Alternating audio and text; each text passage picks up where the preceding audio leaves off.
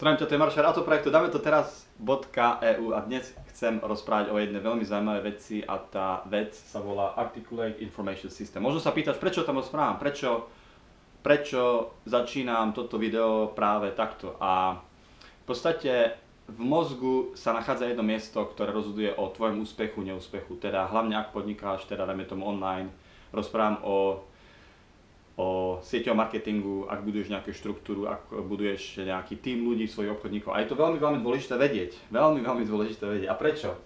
Pretože v každom momente prijímaš 2 milióny informácií. 2 milióny informácií z vonkajšieho sveta prijímaš cez tvojich 5 zmyslov.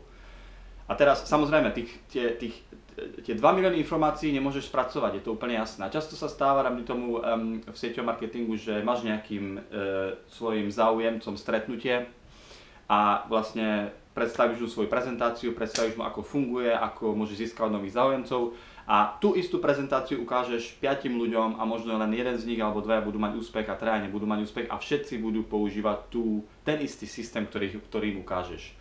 A budú sa diviť, ako je to možné. Ako je možné, že dvaja ľudia majú úspech a traja ľudia nemajú úspech. A to je, by som povedal, veľmi zaujímavé, že sa to stáva často. A práve z jedným z dôvodov je aj to, že v podstate 5 až 7 informácií spracuješ cez svojich 5 zmyslov. A čo to znamená? To znamená, že z 2 miliónov informácií spracováš len 5 až 7 informácií. A práve tento systém, Articulate Information System, a hlavne teda tvoja, by som povedal, viera, alebo tvoja, ani nie schopnosť, ale tvoja viera v to, či niečo funguje, alebo niečo nefunguje, rozhoduje o tom, ktorých 5 až 7 informácií spracuješ z tých 2 miliónov. To znamená, niekto, kto si povie, že áno, funguje to, jemu to funguje, bude tam nefungovať a bude práve sa sústrediť na to, že to bude fungovať a že to takto bude robiť naďalej, tak bude príjmať 5 až 7 informácií, ktoré mu budú ako keby dokazovať, že to funguje a bude vyhľadávať tieto informácie automaticky podvedome.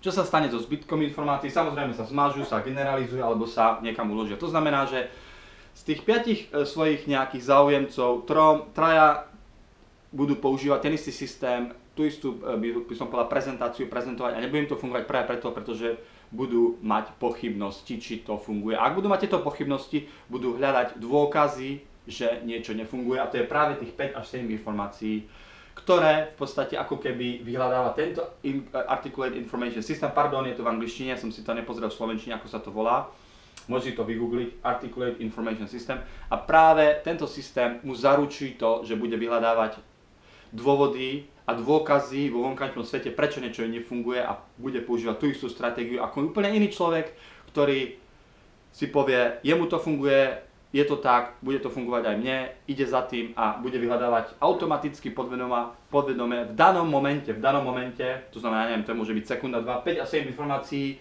ktoré mu dokážu, že to funguje a bude mať úspech.